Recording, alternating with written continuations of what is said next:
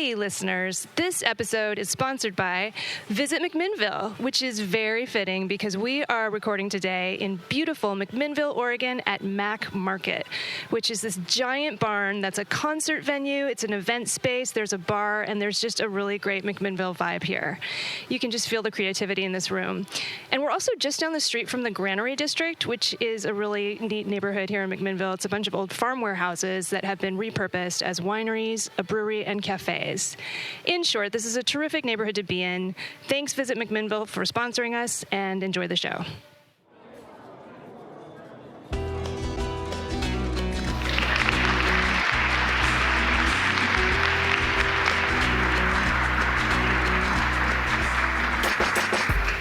All right, well, hello everyone, and welcome to the Four Top, recorded live at Assemblage.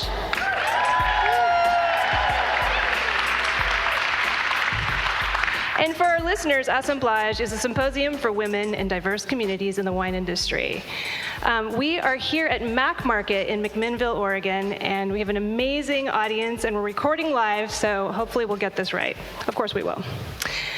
Our panelists today will be representing woman-powered innovation in the wine industry from the ground up. So representing the ground level, we have Mimi Castile, a wine grower who is an outspoken leader in the regenerative farming movement and no-till viticulture. Welcome, Mimi. Thank you, Catherine.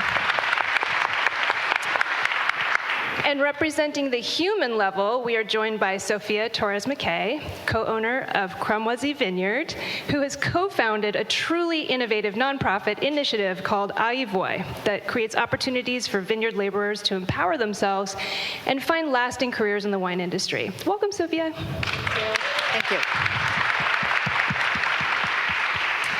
And representing pretty much the whole wide world level, we have Kate Norris, co-owner and co-winemaker at Division Winemaking Company and Southeast Wine Collective. Kate has co-founded 2 international wine celebrations and has upended the traditional idea of what winery marketing looks like. So good to see you. Okay.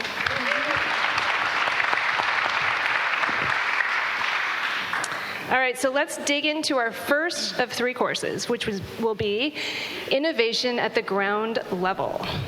Mimi Castile. Eric Asimov of the New York Times has called you a crusader for regenerative agriculture, a way of farming that emphasizes rebuilding, restoring, and supporting the organic matter that composes healthy soils. It has the power to undo the ecological damage done by years of industrial farming. So before we get started, can you just explain to us what is regenerative agriculture? Well, it's become a buzzword, first and foremost, buzzwords, if you will, Catherine. And to me, what it means is a way of working the land that supports and facilitates the processes that are supposed to be concurrent, without boundaries, without lines, infinite, and any process that we aren't supporting is interrupted by our activities on the land. We are first and foremost, very, very good at interrupting those processes with agriculture specifically. So to me, it goes beyond the idea of just restoring organic matter in soils and restoring nutrient cycling in soils. This is about gas exchange with the atmosphere. This is about restoring, life cycles in a complete system, and that's a system without boundaries. And so understanding that these things don't just abruptly end at our fence lines, that we need to be reaching beyond the scope of even our own farms, and that breaks into a societal level as well, a human culture element of regeneration that allows for the generations that follow us to keep doing this in perpetuity. Wow, that was super profound. Okay, but for those folks who are just wondering logistically, how do I practice this? Can you tell us, some of the elements? For example, what does no-till mean? Okay. Basically, that means not breaking the ground. And one of the main ways that agriculture has broken the cycles of nature, if you will, is through the breaking of the ground, which in nature, we all know, doesn't happen on a very regular, if not many times a year basis.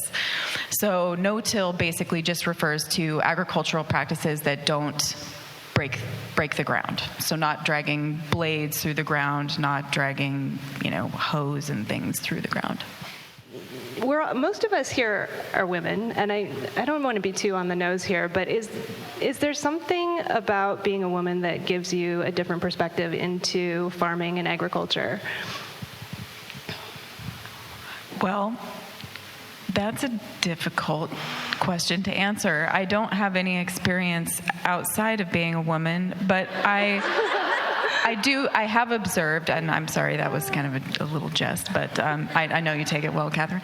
I do think that one particular element of being a woman is the deep understanding of the connectivity of life at every level, and that there is an approach to farming that has crossover with sisterhood, with motherhood, with just the kinds of connections that women naturally form that are more about cooperation and codependency, fearless codependency, by the way, than an idea that competition is what breeds innovation, or what our best possible achievement might be.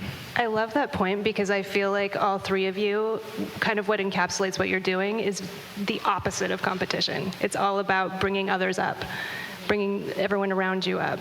So Kate and I were talking earlier, and we were curious, what are the costs of farming the way you farm? The financial costs? Yes, those.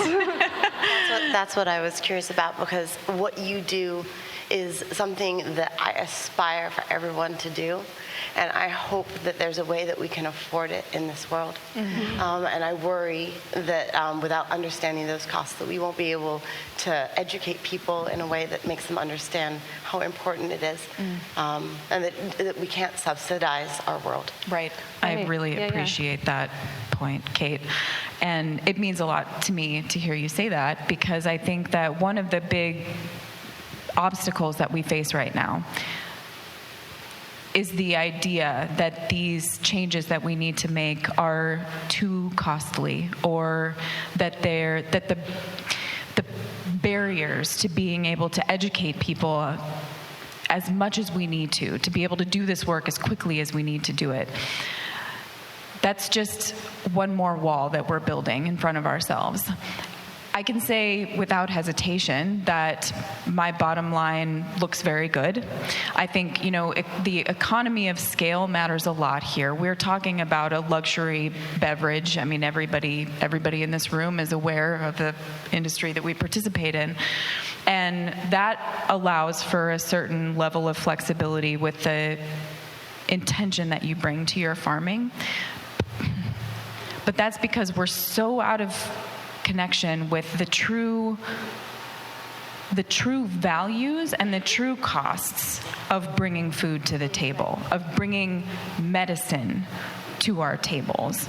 And I think that one of the ways that wine facilitates this conversation at a pace that we need to have it is that people who buy and appreciate wine already kind of understand this. But to really answer your question, most of what it takes to bring a system back into balance is about removing some of the actions that you're currently doing. So you're actually spending less.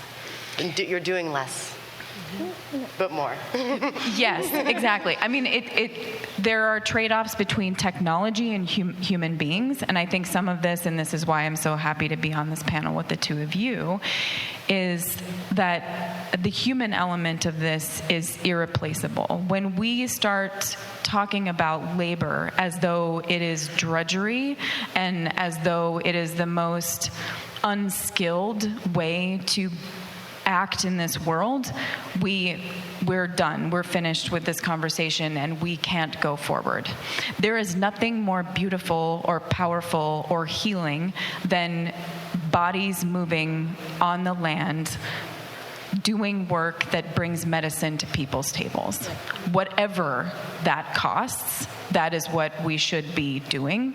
And I think that once we start breaking down at local levels what it would mean to feed our communities, to protect our watersheds, these things, they start facilitating more and more of the same. It's a cascade effect that we just need to push the first domino on. So, Mimi, I have a question. So, in one of the videos, you mentioned about the climate change. So, that's changing even with us or without us, just because Mother Nature has to restore anyway. Even like if we disappear today, Mother Nature will come back and it will be beautiful with us, without us. So one of the things you said is not about climate change, it's about us to change. It's our mind has to change. So we have to change our minds because it's not difficult. It's actually, we're talking about meditation. It's a meditating practices and a philosophy that is gonna talk from your heart. It's going to talk about what's the best that you can do. And when you align with that, when you align with love for what you want to grow and what you want to make and the people that you're going to protect, and the next generations are going to keep doing that. But right now, like, we don't have the time to study. We don't have the time to do things better. We're in a hurry for something. I don't know what it is, but we're in a hurry for something. And we just have to stop. And we just have to grow and to protect our place. So I love about in all these things that I said, I love when you said climate change is not one thing. It's about the humans, like, we have to change our minds to do better. Is that right? It's absolutely right. Thank you, Sophia. And maybe we can do this through wine. I've always said wine is the gateway drug to environmentalism, because give someone a drink, sit them down, and tell them what you're doing. And I love that you're doing that, Mimi. Well, you did mention labor, which got me thinking about our next topic. So let's turn to our next topic, which is innovation at the human level. For decades, American wine grape harvests have relied on a labor force almost entirely composed of undocumented migrant workers. But as integral as these vineyard stewards are to the success of our industry, and as deep as their knowledge may be about our vines, very few of them stay in one place and continue to engage in wine growing here in Oregon. Sophia Torres-McKay, you are looking to change that dynamic completely with Aivoy, your nonprofit educational initiative. And maybe actually, can you start by telling us, what does Aivoy mean? Where did you come up with the name? Yeah. So Aivoy means I'll be there in English. Well, actually in Spanish. So I'll be there. So this is like something that you have to do to move forward somewhere. What's the meaning of Aivoy. The other thing, you can say what it stands for. Okay, so it's Asociación de la Industria Hispana de la Industria del Vino en Oregon. So that's the whole. It's like a long word. That's what we just said, Aivoy. And also this name came from Jesus Guillen. Actually, he was one of the only Latino winemakers, and he was part of Aivoy program. We started together. Unfortunately, he passed away, but we kept the name that he wanted for this association. And we hear that word a lot in the vineyard. So if you work with lots of vineyard workers, they always say that, Aivoy, Aivoy, Aivoy, come here, Aivoy, Aivoy. So that's the most, like, the typical word that you hear in the vineyards from vineyard workers. So that's why we honor this name because of Jesus Guillen, and that's the name that we picked for our association. And I heard in the last panel there was a question about how do we transition vineyard workers to careers within the wine industry, and it sounds like you maybe have the answer to that question. Well, I hope this is a good answer, a good start.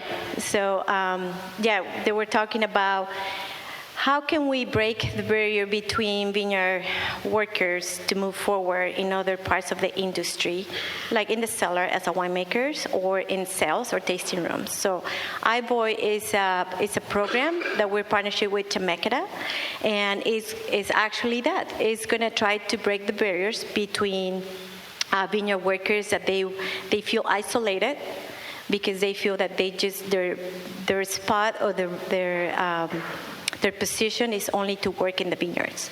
And I don't think that's fair, and I think they deserve improvement, the same as we always ask. We're here to improve our lives, so I think we depend on them a lot. Like without all the vineyard workers that they grow our grapes and they take care of our grapes and our industry, we deserve to give them the opportunity to move forward also in the industry. We need to help them to move forward with this program. So this program is going to teach them everything that happens in the industry in 20 weeks. It's going to be all in English, and it's going to be in English just because I want them to, or we want them as a board, we want them to feel more comfortable with English and speak the language that we all speak, because we just can't wait for the people that owns wineries and vineyards that mostly they speak only English, for them to speak Spanish. But we're going to start tomorrow the first program, 2020, with 12 students, and we're very happy and very excited that they're going to start, and they're a little bit nervous because they never had that opportunity, or they never feel that there was an opportunity for them to go to school and to learn what happens in the industry after they pick the grapes that they grow.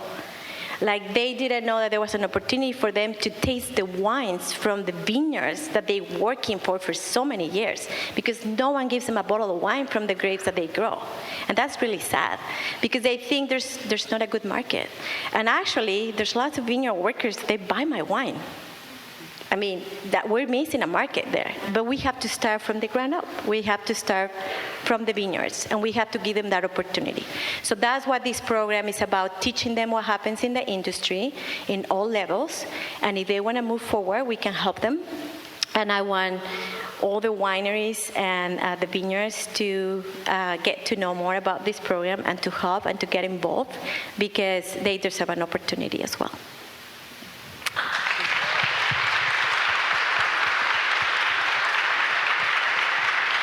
Such an amazing program. So many questions come to mind, but you know, it makes perfect sense that you're starting this here in Oregon, particularly because we are really dependent on hand labor, and we, as I think most people here know, we had a really tough year this year for labor, just getting the harvest in. So I love the idea of just getting the workers more involved and really becoming really integrated within wine growing. I was going to ask Mimi, what are your thoughts on the program? I think it's very important. I think it's high time. And one of the things that has always meant a lot to me growing up in the industry, and I've been very fortunate to work with a group of people that has worked with my family, many of them for more than 20 years, and are like some of the people you reference who still really aren't speaking much English. And I forced myself to become fluent in Spanish because of this. My children are in a Spanish immersion program because of this, because the barriers are so thin, but they're so powerful. And there's something so important about being able to explain in someone's native language why you would make this decision as opposed to this other decision. Not just what I want it to look like, but I want you to feel ownership in this place. I want you to own every intention that we're bringing to what we're doing. I can't do it all myself. And the type of relationship that I have with those people now, that we are speaking the same language, is something I can't put a price on, really. Well, you're sharing. Yeah, And exactly. sharing is the most important thing. On the same level, and it's probably the most important thing I've done. Yeah, I think you're teaching them. So when I start doing the biodynamics practices in my vineyard, I start doing the chamomile tea, spraying chamomile tea, and they were like, "Are you crazy? Why you do that? Like, spraying chamomile tea for what?" So little things that you need to explain them, and it's like just to relax the vines when we have a heat wave in the vineyard, And the vines, they're sweating and they're losing potassium and calcium and magnesium and all that stuff that they need. So just a simple chamomile tea will help them to feel better, the same as when you're stressed and you drink chamomile tea. But if you teach them, they understand when we mix the cow manure, the 500 preparation in a barrel full of water, and I have Miguel, steering for an hour, one side and the other side, and then he's like, this looks like Aztec. This makes me think about the Aztecs, like the ancient practices. I'm like, that's an ancient practice. I didn't invent this. Mimi didn't invent this. It's just like, it's old. But we're just trying to bring back what it was good before that is going to be good for us now. So talking about that, I think like the energy and the synergy with your vineyard workers is really important, because energy, it's important. Sophia, when I was working on an article about the labor shortage this past fall, we talked about the fact that a lot of laborers have a very real fear of being apprehended by ICE, basically. I mean, our migrant workers are living in fear, and that's got to be a stumbling block for moving forward within the wine industry. So, what are your conversations like with workers who are just kind of living from day to day and just living in fear? Yeah, it's really sad because we depend on them, and I just never ask them their status or anything, but since I speak the language and I work with them and I hear their stories, I hear stories about like they deport, like the dad, or they deport the mom, or they don't know what they're gonna do, or they don't want to go anywhere else after work. So that's kind of sad. And you can see why you wouldn't go and take English classes, if you're in that kind of position, right? I mean, right. Yeah, and then so that's one of the things. But even if you have papers, even if you establish and they don't want to go to school because they're afraid how to even register themselves, because people are going to ask them questions, and they just don't want to feel bad about, like talking about themselves or their story. And that's why they don't go. So it's always, they feel the fear of what are you going to ask them if they go and try to go to school, or even like in the fields. Like if you see them, like only if you have a really close relationship with them. Otherwise, they just rather not to talk to you, because they're just afraid. So, and right now, the environment, I don't want to go into politics, but the environment is really hard for them, and it's when we need the support, and that's why the iVoy program, it's stronger right now, and I want to, motivate people to get to know more about it. I don't know that I answered that question. Yeah. So Kate, we were talking earlier, and you were saying, well, I'm a winemaker, I don't really farm. So, but do you feel like as a winemaker there is sort of like a barrier, like a language barrier, some sort of barrier between the workers and a winemaker? I was thinking about this earlier. I was thinking how many people of Latino descent that we have hired, and I've had two people that work for me, and it's not that that anyone that has applied that hasn't been qualified. It's that we haven't had that many applications from people, and what you're doing is going to, I hopefully allow people to see that the people hire based on people that are motivated, that are excited, that are willing to learn, and that crosses barriers. And that everything is teachable with kindness and with support, and that wine, it should have no barriers, right. In general, and that's why I think we're all here, to have less borders in general. Right. Yeah. I just need to take a quick break here to thank our sponsor for this episode, Visit McMinnville. Yay!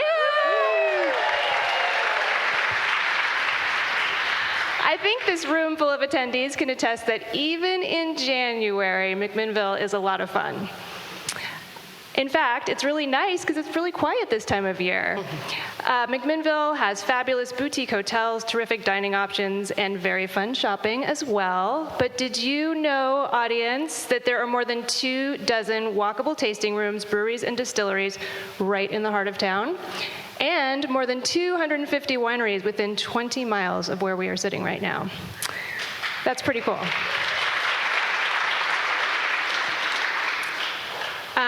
And I think we have at least 250 diverse wine industry movers and shakers right here in McMinnville at Mac Market. So that's kind of cool. I can't think of any place I'd rather be. So, folks, go to visitmcminnville.com to discover more and plan your stay. McMinnville, Oregon, welcome to the land of plenty. Woo! All right, now back to our regular programming and our final topic. We are at innovation at the world global level. It's generally understood that the way to get ahead in business is to squash your competitors. Or is it? So far, I've been hearing the opposite. I've been hearing that it helps to be, you can get ahead by being kind and by caring about the world and caring about people. So I think Kate Norris is going to continue this conversation. Kate, you have grown your wine label, Division Winemaking Company, in a really unusual way by promoting your competitors rather than competing with them, whether it's by hosting group tastings along with the other residents of Southeast Wine Collective, which is the shared urban winery space you co-own, or hosting importer tastings at your on-site restaurant, We Wine Bar, or founding 2 international varietal celebrations, I Love Gamay and Drink Chenin. So actually, let's start there. What possessed you? You're trying to sell your own wine. You're making your own wine. You're trying to sell it. Why did you start 2 international celebrations to celebrate these grape varieties? That basically you're basically helping everyone else in the world. Why did you do this? I think for the same reason that we're all in wine. When I open a bottle, I want to tell people about it. I don't drink wine and make wine without thinking of somebody else that would love it. And that's what wine is all about. We're sharing the earth, we're sharing the moon, the stars, we're sharing the people that made it, we're sharing all of those stories in a bottle. Why would we keep it to ourselves? And why would we not talk about the other amazing people that are doing the same things as us? Because touching into the sharing that we talked about and the education that we talked about too, we can all do that for each other. And for me, starting those 2 festivals was really about loving 2 varieties that are grown here in the Pacific Northwest. Gamay more so in Oregon, Chenin hopefully one day. There was a little bit planted. And then being underdog varieties, things where I go to tastings and people had never heard of them. Or I would open a bottle of Gamay and they'd say it was Beaujolais. Not true. Not true, but that's okay. We have to start somewhere. But they were delicious, and people would love tasting them. And I just wanted to share. Okay, if you all don't do this now because you're going to pay attention to us, but if you get on your phones after this and look up the hashtag Drink Chenin, you will find out that Kate has done so much for the South African wine industry. It's true. It was pretty funny. Tom and I started Drink Chenin 7 years ago now. And Tom is your Tom is my business partner. We both drink Chenin, naturally. Chenin is the white variety. I love this. I'll be at an airport and I'll want to have a glass of wine. And I'll sit down at a wine bar at an airport, and without a doubt, the Chenin on the list, no matter what Chenin it is going to be totally great. Totally. Totally great. Yeah. Compared to some of the other varieties, but I won't mention them. So Wines of South Africa actually called me up one day and asked if they could borrow the hashtag, and I was like, no problem, that sounds great. Next thing you know, it's what, almost 5 million impressions? Oh, wow. Something kind of crazy. And their seasons are completely opposite from us, so I get these Drink Chenin alerts on my phone the most random times of year.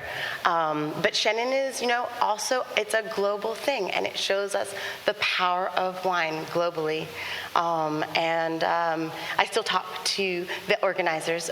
They still call me up every year to ask to confirm the date, so I still get to decide what day it is.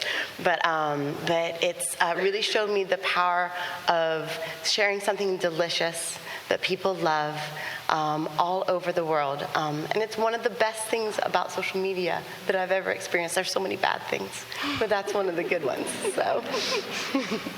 True. And you also run a shared urban winery, Southeast Wine Collective, and you do group tastings with all the folks who are working in your space, and you and Tom do a lot of education for the folks who are also making their wine there. And do you find that by working as a group, it kind of lifts everyone up? Well, wine is social. Yeah. And it's not in isolation. And when you share your spheres, you gain confidence, communication, you gain strength as a group, and are able to lift and rise those ships, right? There is so much out there. We live in a world that is so me-centric these days, and that has been a trickle-down effect, I think, especially from some of the people that are in power. And what we forget is that being all about me and being protectionist never got anyone anywhere. It really didn't. So being part of a team, even if the team is different from what you imagine, can be so fulfilling. And I think that people can see it on the outside, and feeling that community and that sense of love that you get from having a group of people together making wine together. I think that even trickling down to that end user, they can feel it. They can feel that it's a space of creation with no negativity, that it has its issues and certainly its struggles, but in the end, it's about celebrating something. And wine is celebration. It really is. All three of you are innovators, but the way in which you're innovating is helping the rest of the world, making the world a better place. I love that. Thank you. Thank you.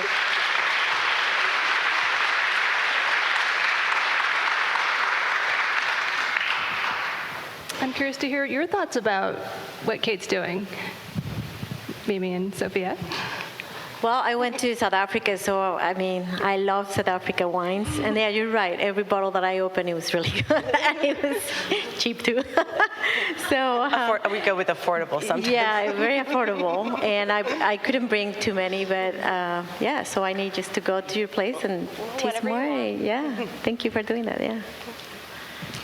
Well, I think, Kate, what you've done is remarkable and makes me feel like an underachiever. And I just wonder how you manage to fit those things, especially the things that you've started and you've seen grow and watched get taken over and move into new iterations of themselves.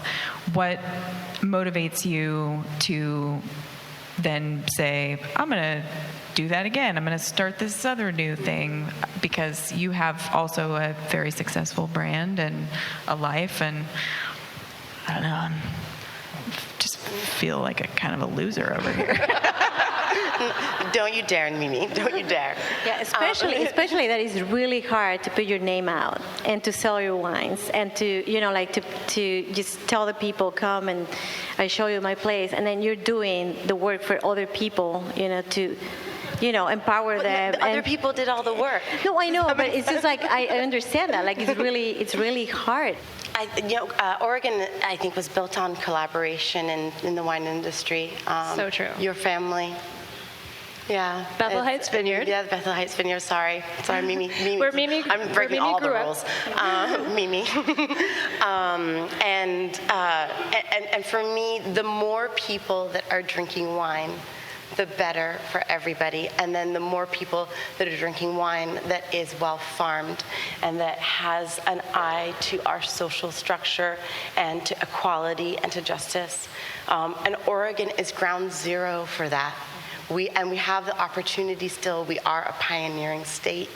We have the opportunity to lead here. That's why everyone is here in this audience today and is actively participating in this symposium.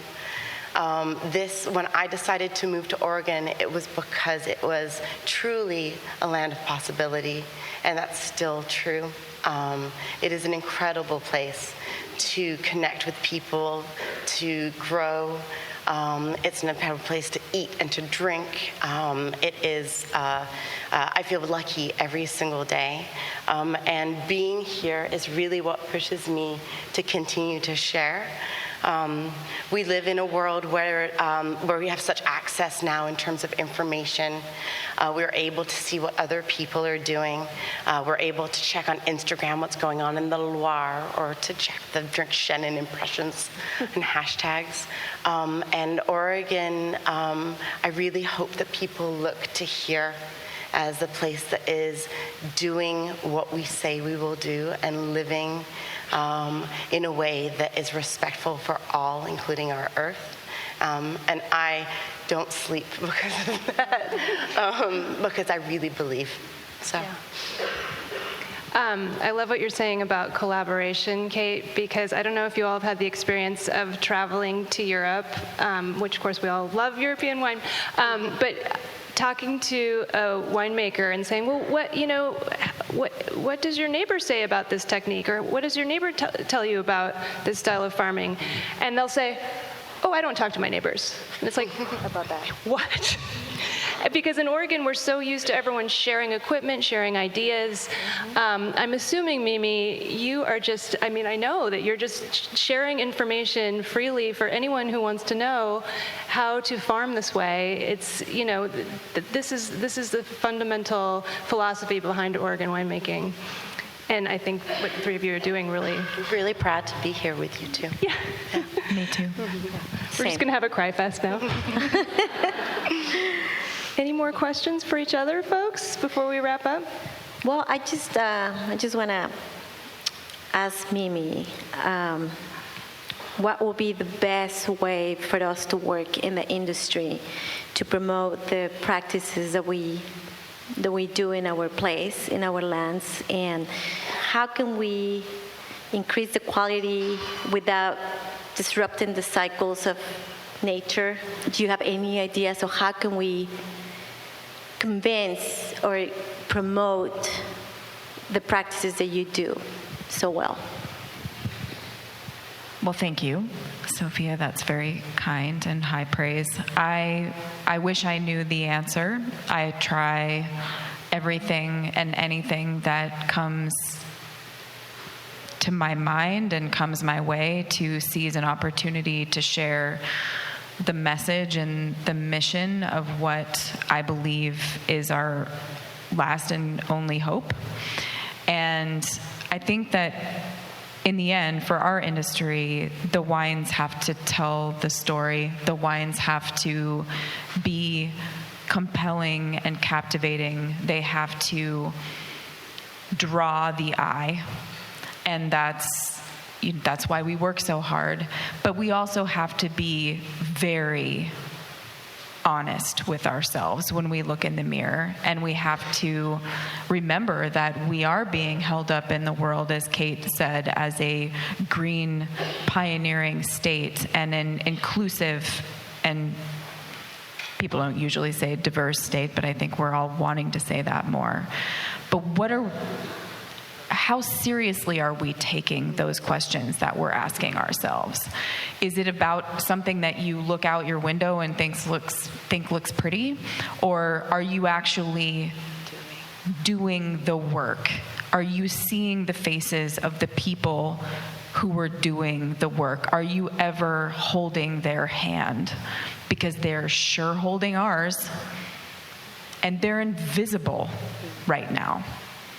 These are people who literally build our bread, and we don't see them, and we aren't really seeing ourselves for that reason. So I think that we have to look at every single level that we put out there in the world, the way that we market ourselves, the way we talk about the things that we do and how great this handful of soil is, and it's so different from everything else. What are we really doing to make sure that that's true? And it's hard to ask that question all the time. And it does make for a busier day, if not a more expensive day. But it's the only worthy, it is the only worthy thing to do if we're out there talking about ourselves. If there's anything to branding, if it's hollow, it's just hollow.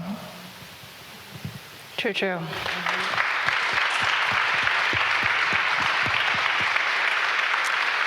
First of all, thank you, panelists, Sophia Torres-McKay, Thank you. Kate Norris, Thank you. Kate Norris, and Mimi Castile. And Catherine Cole. Catherine Cole, yeah. And now I have to do a little more business here. Today's episode of The Four Top was recorded in the high-fiber, protein-packed town of McMinnville, Oregon, at Mac Market, at the Assemblage Symposium. Woo! I'd like to thank, once again, Visit McMinnville for sponsoring this episode. And I want to introduce you to my team. Izzy Kramer is our tireless and multi-talented producer. Keelan King is our editor. He also composed and performed our theme music, which you will hear now that you are all subscribers to the Four Top. Special thanks to the web staff at OPB who bring our show to life on the Oregon Public Broadcasting website. You can check out our dedicated website, thefourtop.org, to learn more about us, listen to back episodes, donate to the show, and reach out to us on social media. And if you have not already subscribed to The Four Top on Apple Podcasts, NPR One, Spotify, or wherever you get your podcasts, please help us out. Do so and leave us a rating. All right, thanks everybody.